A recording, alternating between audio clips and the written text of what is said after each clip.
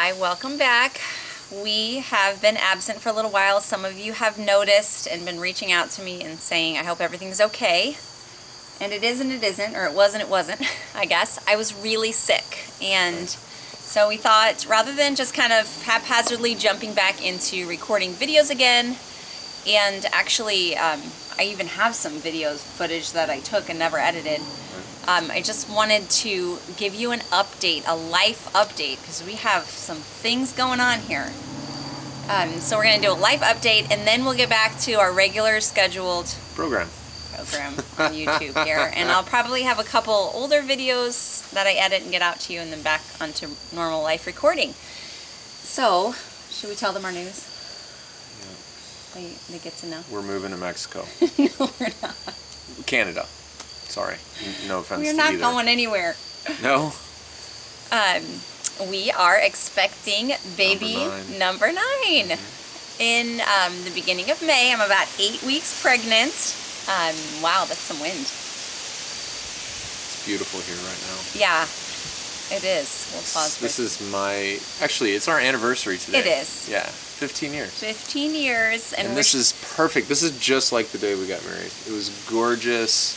Blue skies. The sky's not so blue today, but I mean it's light blue, but it's beautiful otherwise, temperature-wise. So 15 years and 9 babies and living in the middle of the country with building projects and all of these things, living in a tiny house. Would you ever have thought this would be our Where life we ended right up? now? No, never. I never, ever would have thought that. Ever. Nope. In fact, I told him I don't want to live in the country. I want to live right by the city or in the city so that I can have access to everything. And I honestly didn't even try to influence her on that. I really left that one up to God. Not through my strength, because I wanted it. You know, I wanted to live in the country since before I met her.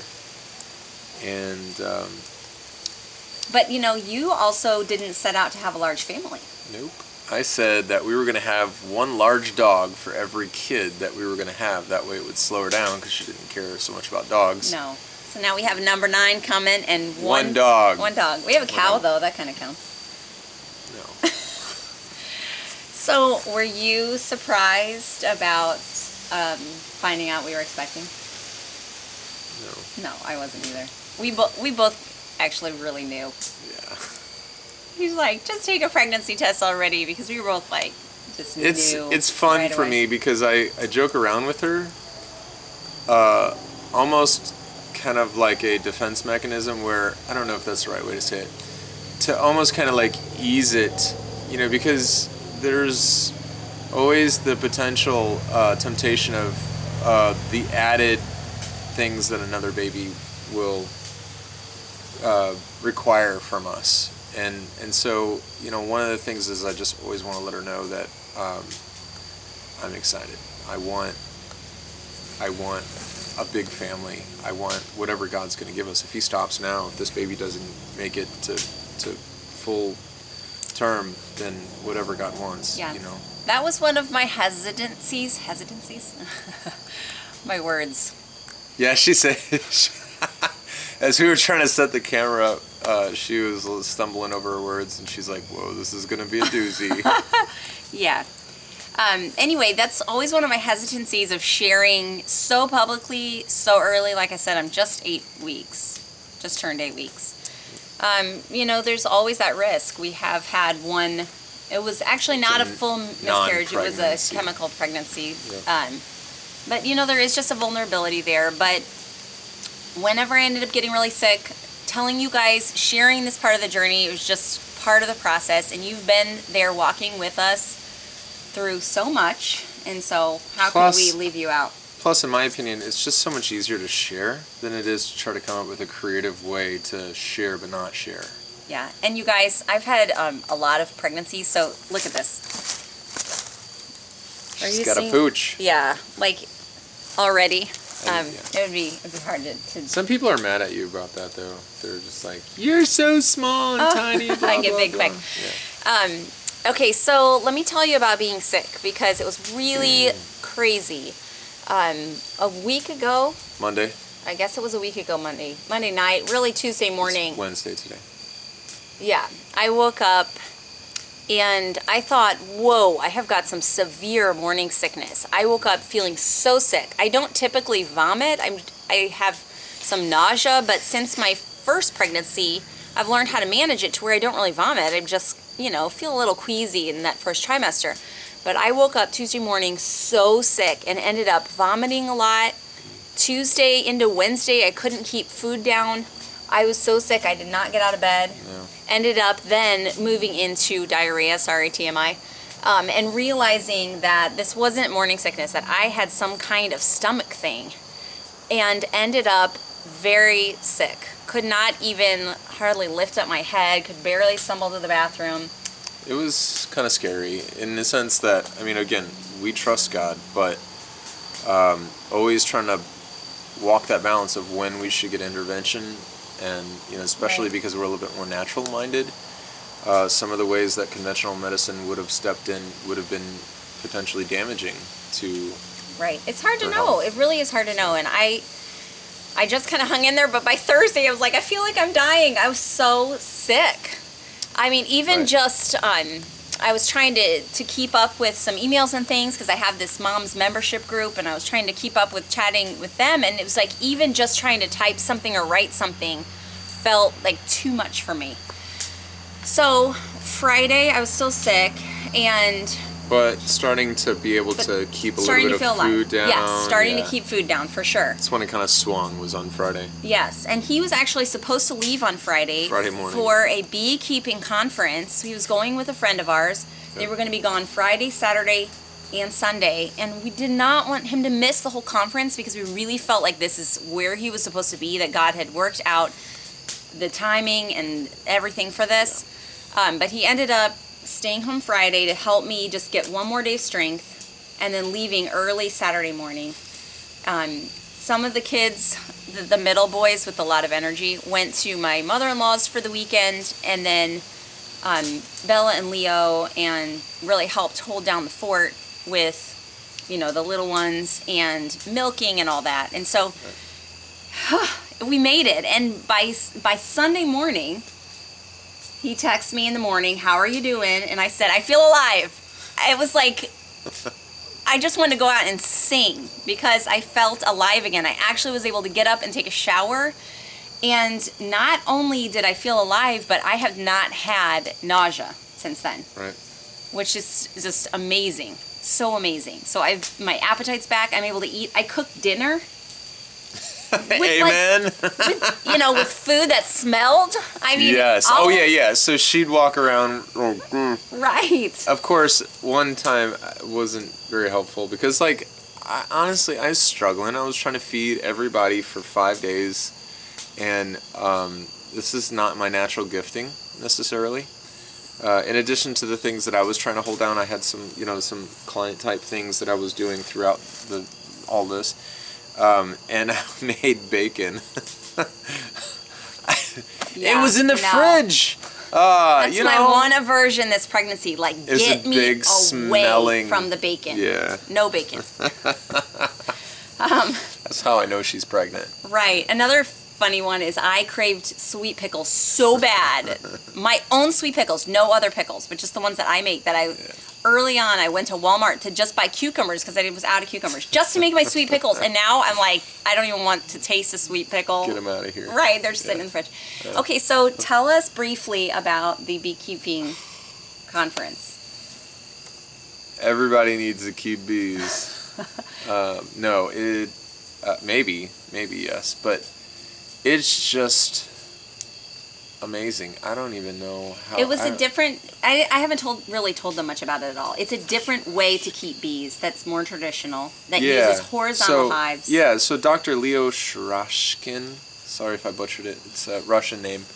Wonderful gentleman who lives down in the Ozarks of Missouri, and which is about. The conference was about 2.5 hours away, and so I went down there with a good friend of ours, and we basically got to learn about bees and what there's so much, and it's like try to summarize all of that in this little clip. You know, what it just went right in line with what we had been learning about other animals and husbandry of them, and you know, essentially the hands-off approach, meaning, hey, they're figuring this out. God had put a design in them. Now, I don't believe that that Dr. Leo is necessarily a Christian, but he was definitely recognizing the idea that nature, as he was calling it, was in control and going to do just fine with or without us there, and that if we do intervene, that we better know what's going on so that we don't make it turn to the left when we're trying to turn it to the right or whatever. And so it was really interesting learning the different ins and outs of bees and how they work, and just so many details that, again, just to me glorifies God when you start to really step back and see how awesome that these things can operate and move, and the systematic inner workings of a colony, and how the reproduction and the leaving and the splitting. I mean, just so much. He called on Sunday and he was like, my brain. I know, I had to actually exploding. So because, you know, I'm like, I kind of played her sickness a little bit on the, like, I need to get out of here, because my brain was just oozing with information. We were going over some information I wasn't going to use right away. Probably be over a year before it would matter. Right. Maybe not, maybe less, but whatever, I can look it up. And, you know, maybe go back to the conference. I'm absolutely wanting to go back, and I want to take her. Maybe we'll go next year on our anniversary. Who knows? I thought it would have been really sweet to get away. And there was like a bluegrass festival down there too. If I wasn't dying, it would have been fun. I was busy dying back here. There's that. Yeah. So maybe if people are interested, we could do a video or a couple videos on what you've learned. Or what we're gonna do with it. You know, because there's a lot of things that don't necessarily apply to me. You know, I have an uncle who has a beehive right now. That it's October 1st tomorrow, and that means that we're gonna have to do, if he wants to keep them, he's gonna have to do some serious changing because of some just traditions that got done for money purposes, not like this is in the best interest of the bees. And so we have to kind of step in and help them out through the winter, insulate the hives and stuff like that. And so so you're going to help him transition over. Yeah, so I get to kind of play beekeeper for him. Maybe we could bring them along with with that. So sure. Which leads me to say the last thing that I wanted to chat with you guys about is the future of our channel here.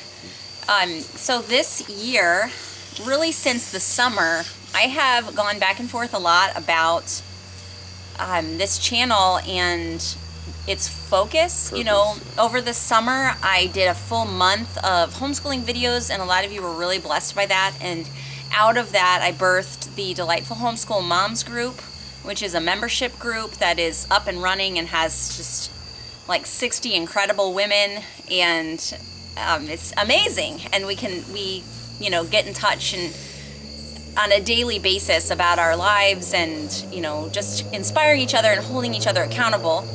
And so that has taken a lot of my attention of the homeschooling aspect of things. Not that I wouldn't share with you guys, but as far as like the nitty-gritty details, you can find that there. And the group is actually open, so I can put a link in the description box if you're interested in checking it out. It's open for joining. Again, I had it closed for a while. So, you know, during that time I thought about, is this just a homeschooling channel? And in fact, a couple of you noticed that I was leaning that direction. They said, is this channel a family channel or just a homeschooling channel? And I just thought, Lord, what do you want for this channel? Because that's what I want for it. Right.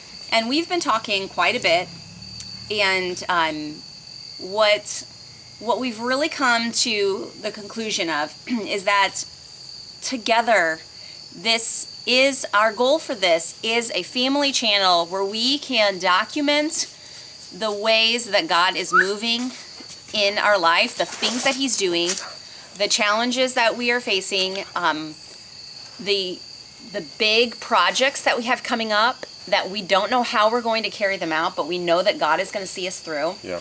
And as He does that, we want to share it with you guys, because we know that He has miraculous things that He's going to do to help. That he's done already. He has already. Right. He's already proven And we've himself shared, over we've and over. shared some of those, but I just feel Absolutely. like more of the details need to be kind of out there, similar to like a biography. We have been so blessed by many biographies we've read of the Heroes Christian of the heroes. Faith I think book it's Christian series. Heroes then and now. Christian Heroes Christian Heroes. of the Faith. Something I like looked that. it up They're by today. YWAM. I looked it up. Okay, whatever he said. We'll link it. There you go. They have been serious encouragements in our life. Seeing God's faithfulness in the life of someone else and the radical things that happen. Who are willing to be vulnerable to not have the answers from when they step out on the venture, kind of like the Abraham thing. He's like, go, okay, great.